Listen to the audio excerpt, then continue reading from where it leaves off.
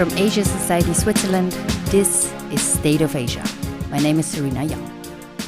In major capitals around the world, leaders and diplomats keep working hard to pull India closer. In late September, US President Biden and Indian Prime Minister Modi announced a deal to build India's first semiconductor plant dedicated to producing sensitive chips for military hardware and critical communication networks. A couple of weeks after that, Germany published its first Focus on India paper, in which Berlin says it wants to raise its relationship with Delhi to new levels and make German businesses and society more aware of opportunities in India.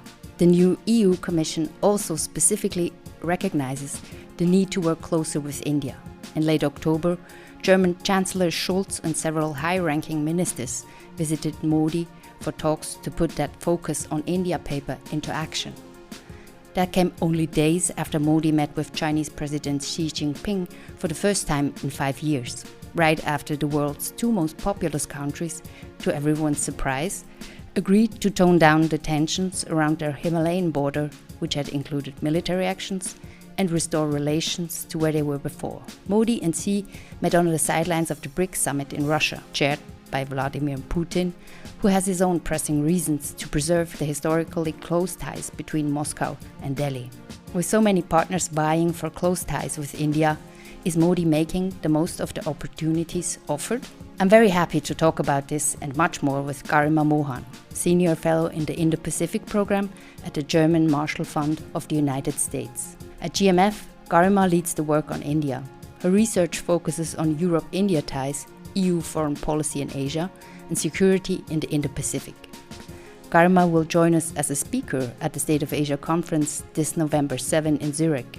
There's only a few tickets left. Find information on how to join on our website. A link is in the show notes.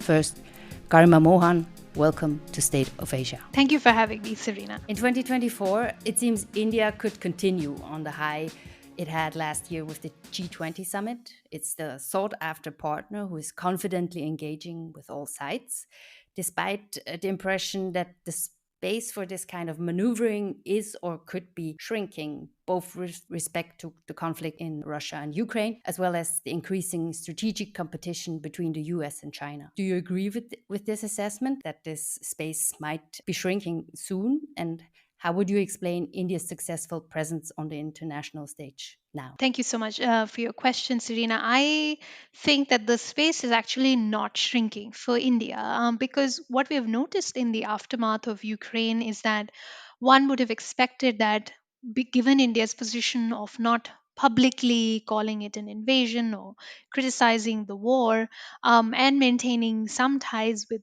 Russia, one would have assumed that Europe India engagement would have gone down.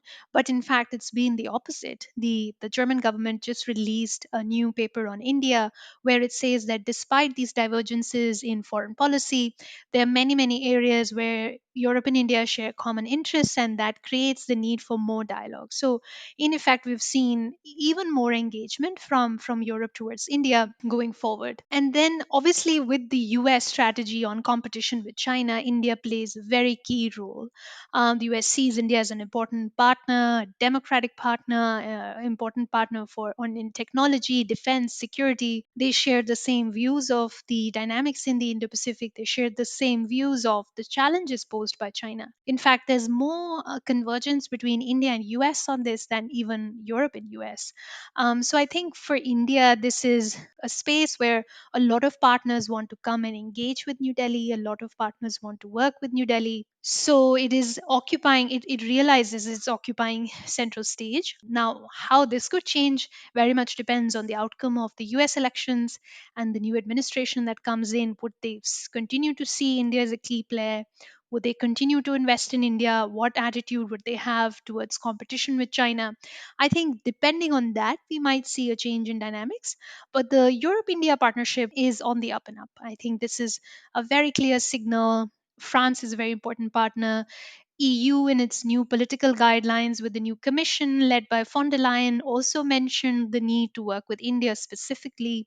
It is a political guideline and direction to all commissioners, and now Germany releasing this very important hallmark paper. I think for the first time in sort of history of its foreign policy, it's focusing so much on India and sees commonalities with it. So I do feel that there is a certain high. Of course, G20 made it possible for India to re-engage in a way, reinvigorate its partnership with countries in the global south, particularly Africa. And I think that's also where India will continue to focus.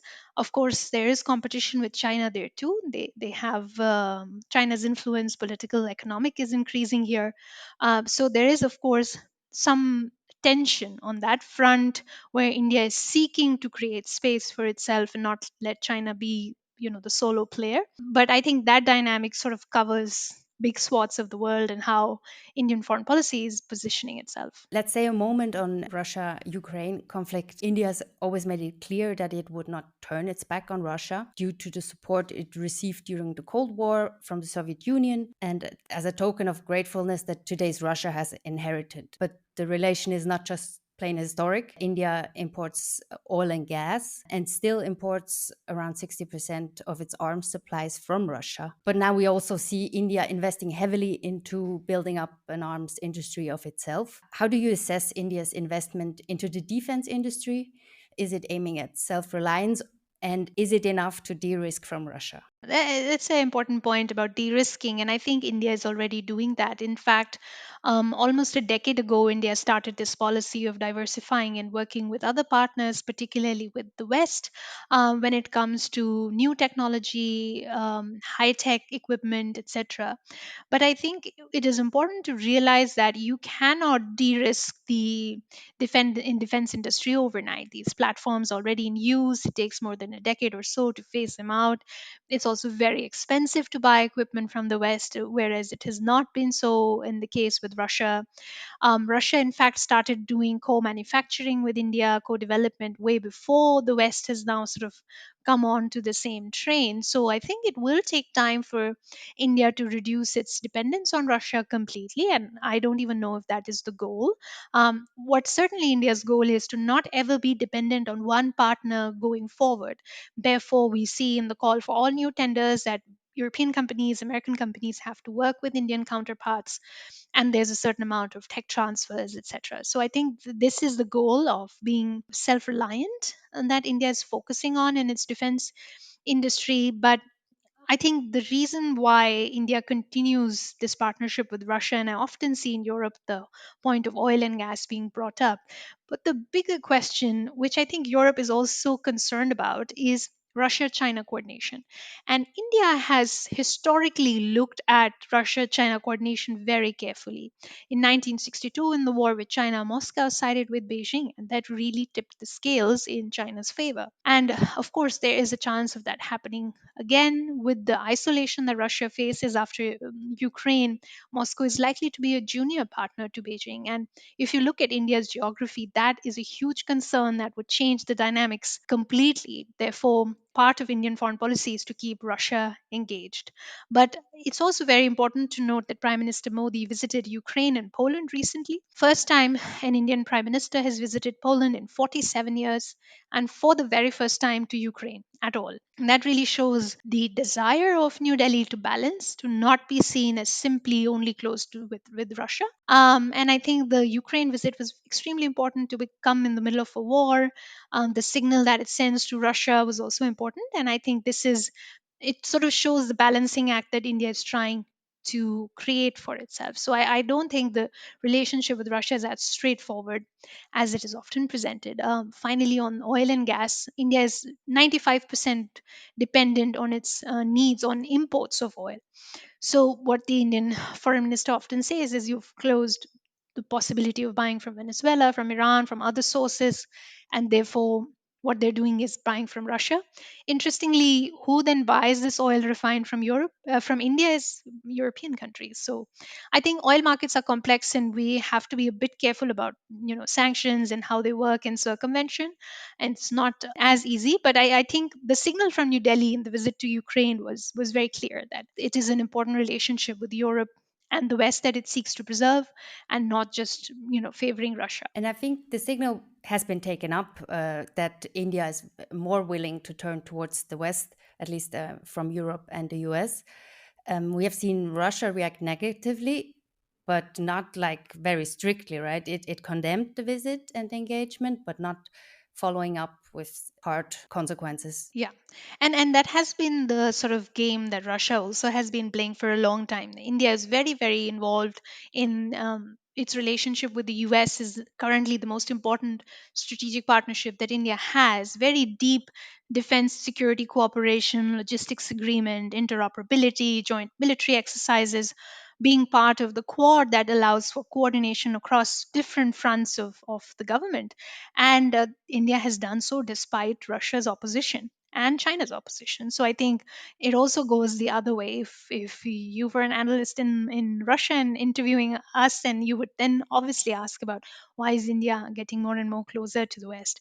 I think Russia also needs India to balance and play its own game with China, and that also has historically been the case why Russia supported India's entry in the Shanghai Cooperation Organization. So there is that element at play as well. Let's stay a moment on the quadrilateral security dialogue with the US, Australia, and Japan. And we've seen India being a reluctant partner for quite a while when it resurfaced in the late 2010s. But we have seen it double down on the forum when the forum more clearly focused on collaboration in dealing more with local responses, like to COVID or to tech infrastructure, to economic resilience, areas far from the military sector. On the other hand, there's the Malabar exercises that just took place, where the navies of the four countries worked together exactly on what you just described, this interoperability and maritime cooperation. What's India's view of the two formats? I think the two are very related. And let me start with how India engages with the Quad. The idea that India is the weakest link of the Quad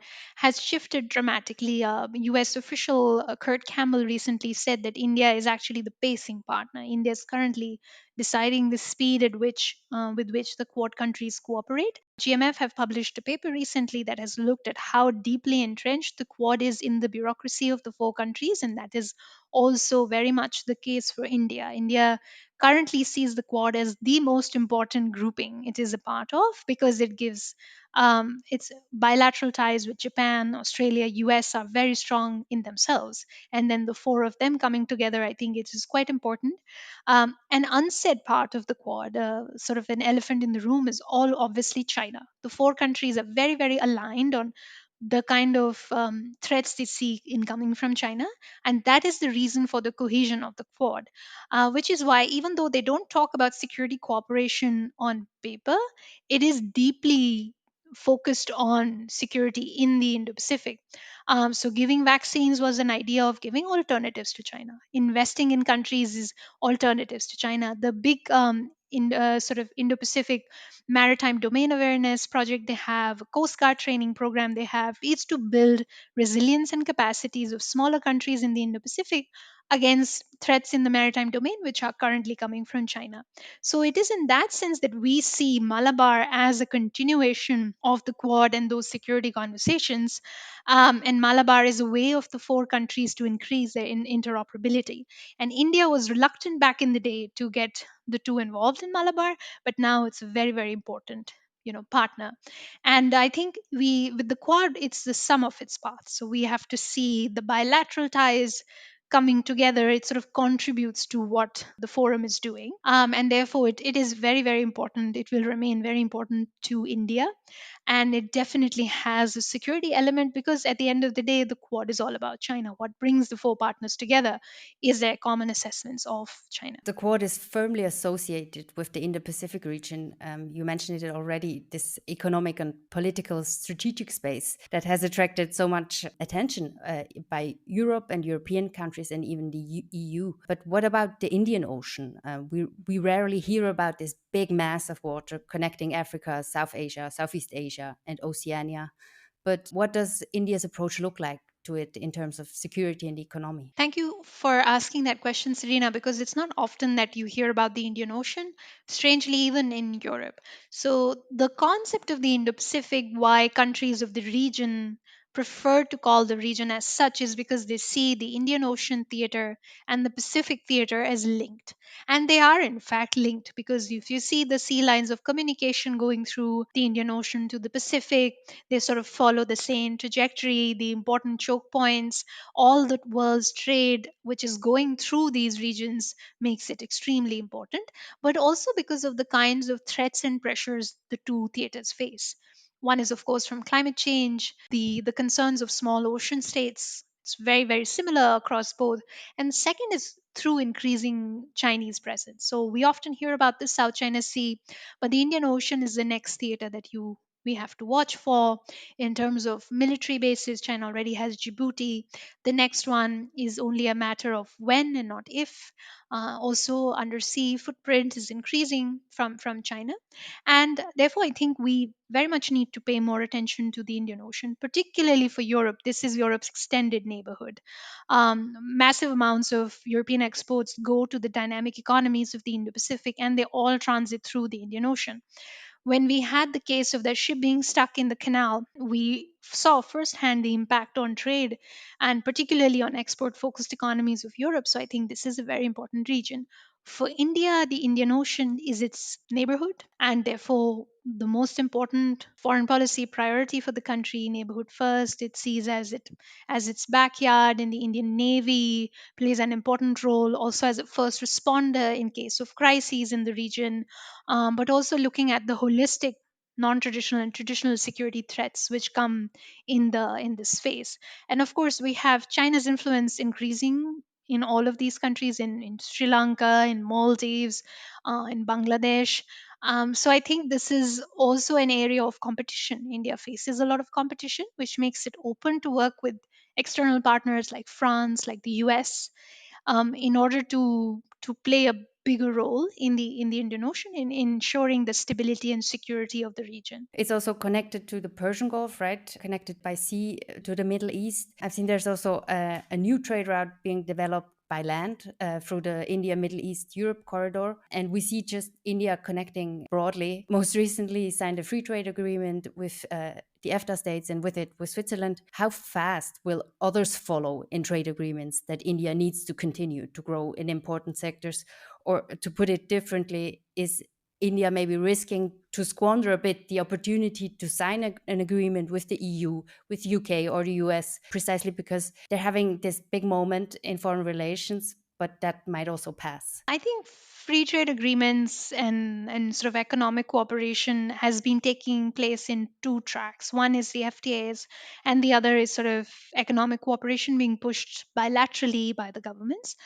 And for FTAs, for India, it has usually had a very careful approach to FTAs. It didn't even do FTAs till recently. The government has sort of put more emphasis on them, precisely realizing what you're saying, that this is an important, crucial moment for India.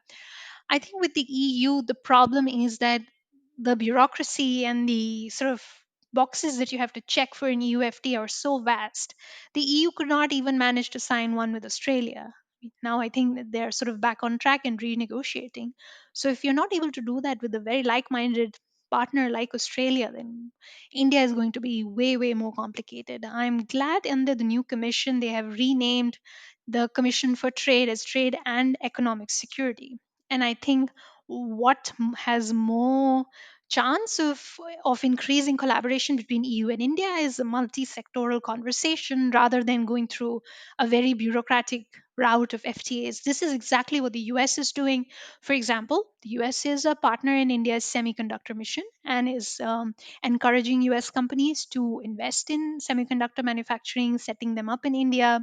Apple, for example, has electronics manufacturing in India too. So I think this is a different way of making it easier in certain strategic sectors where India wants investment, where Western companies want to go to India, to make those bits easier. And I think it would be interesting more for the EU to go sort of that route, because the FTA negotiations will take God knows how long. And it's not only important for India, it's also important for Europe as it is looking for more partners in Asia besides China. And companies are looking at a China plus one, or India, Thailand, Vietnam as manufacturing spaces. it is also important for the EU to seize the moment. And unfortunately, I don't see that happening with the FTA because it's so bureaucratic from both sides. He said you don't see the strategic space shrinking for India. It's going to continue on this track. But if this strategic space for multi-alignment, for non-alignment or rebalancing gets significantly smaller, what will be the key issues be for India to focus on? So you mean if India is sort of currently engaged in diversifying its partnerships? Exactly, because I mean, there's all the diversification also in arms supplies, which is also linked to tech and security concerns. So one part might just fall away completely if it comes to a crisis or a conflict. Well, I think what is important for India is that it's realized where the West plays a role in its overall foreign policy strategy in developing capacities, resilience.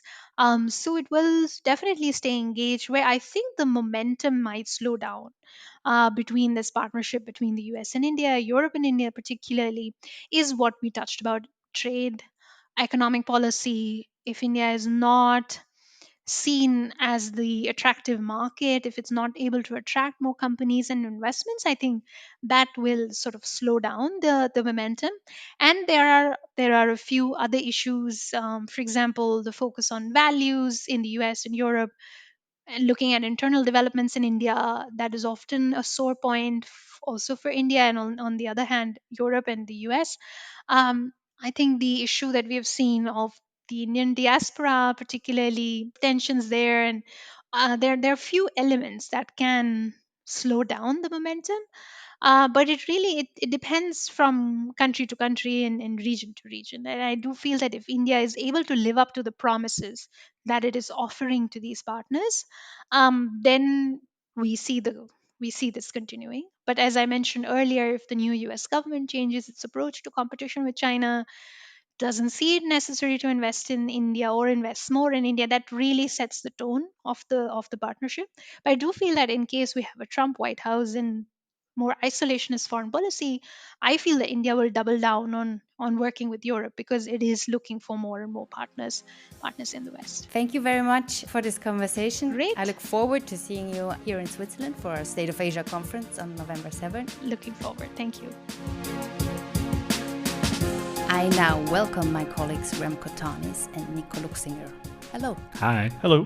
Now, we have recorded this episode after Germany published a policy document called Focus on India, but before Chancellor Scholz actually went to India to talk to Prime Minister Modi and took along Economy Minister Habeck. And we also recorded the conversation right before the BRICS meeting, where India and China agreed on the disengagement of troops along the line of actual control, where skirmishes continued since 2020.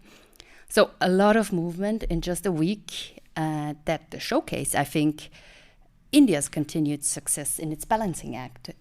Right, the topic that I talked to Garima Mohan about. But first, how surprised were you at the outcome of the talks between Modi and Xi? I was surprised, and I think most people were, about the disengagement agreement. The actual then Modi-Xi meeting in Kazan at the BRICS summit, I think, has probably not yielded a lot of insight. What I found notable is there was a reference in the Indian readout from the meeting that talked about a multipolar Asia and a multipolar world, which is a phrase that you hear sometimes from India. And there was speculation whether the Chinese readout would use this as well. And of course it didn't, because as an Indian think tanker once put it, the Chinese want the multipolar world, but they want the unipolar Asia with them leading. The Indians want the multipolar world and the multipolar Asia.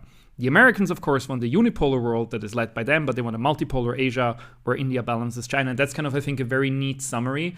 So I think already there you see that this rapprochement of sorts will have certain limits, because I think that sort of fundamental strategic misalignment is not going away. What about you, Remco? I was just surprised that when in September, Joe Biden of the US and Narendra Modi made a deal to build the first high-security semiconductor plant in India that will produce sensitive chips for military use. That was quite a big step in their relationship, which came at a time that even there are tensions between those two, considering the alleged assassinations of Sikh dissidents in North America. Still making that deal as well, though, with the semiconductors. Now that rapprochement deal with China, we have to, of course, wait and see what comes out of that. Who knows what comes next week? It's all more about the just choose your partner based on topic and theme, right? Instead of you belong to this camp, I belong to that camp for everything. Last year at the State of Asia address, Bilahari Kausikan called it dynamic multipolarity. And I think India is excelling at that. And it continues to do. And I think it was also showcased in the conversation Foreign Minister Jaishankar had in New York around the UN General Assembly, where he kept doubling down on the time of choosing sides is over. We are not doing that, and we will continue to engage with everyone. I was at an event with Jaishankar in Geneva when was that, September? And it was just the questions he was asked by a French diplomat there were really focused on, okay, how can you be in BRICS and in the G20? And how can you be in the Quad and in the Shanghai Cooperation Organization? And Jaishankar was, well, BRICS was founded because there was a G7 where we weren't allowed in. And he said, yeah, but now we have the G20, said the French diplomat. And then Jaishankar said, yeah, but the G7 also still exists, so why not the BRICS? And then he just kind of seemed, well, not fed up. I don't think that kind of guy in public. He's a top diplomat. He said, I just don't get why the global north, as he called it, is so insecure if we choose both this camp and that camp. And what's the issue? That room of, 200-300 people, a lot of Indian diplomats, businessmen.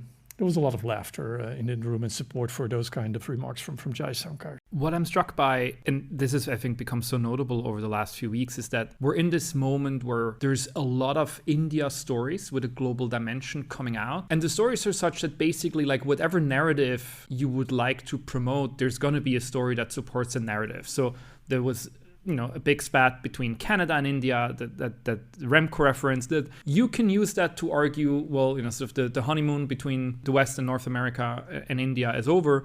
Then there was the Malabar exercise, which you talked to Garima about, which I think is a strong sort of showing that India is sort of firmly sort of committed to this group of countries under the Quad, that you can use to make the opposite point. Then we had the Xi-Modi meeting that you can use to argue that there's a rapprochement between India and China. And then, of course, we have the visit of Chancellor Scholz to India as well, which again, you can use that there's actually expanding India-Europe ties. So I think it's almost a case of too much data and too much noise that makes it hard to see the signal.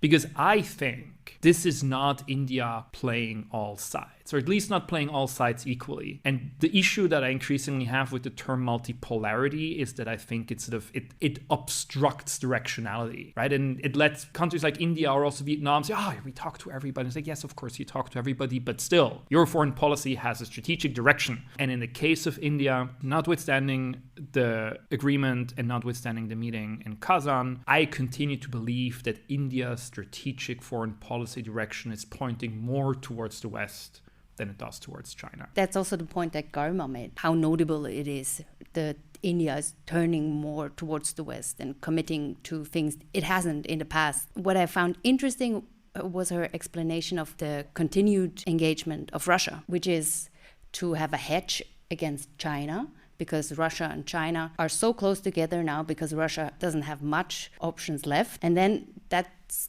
just, for me, it sounds like India is the glue that keeps the world together, like interconnected, because it certainly looks the way that things are going towards blocks and decisions are pushed for. Everybody's still resisting, but no one does it as confidently as India, the resistance to making a choice. You mentioned Vietnam, Nico. I'm just back from Vietnam, where I spoke with quite a lot of people who know what's going on the ground. And I asked many of them, like, well, how does Vietnam manage that image it has, at least, to be friends with everyone? And I said, yeah, it feels great to be the most popular kid in school right now, which India now is on steroids, of course, if you compare sizes between Vietnam, 100 million people, India, 1.4 billion. But the people in Vietnam also said, it really is crucial what the government is going to do in the next few years. And that can go either way. And I think for India, that kind of goes the same as well. We've seen Modi being weakened by the elections early this year. So yeah, I mean, nothing is set in stone.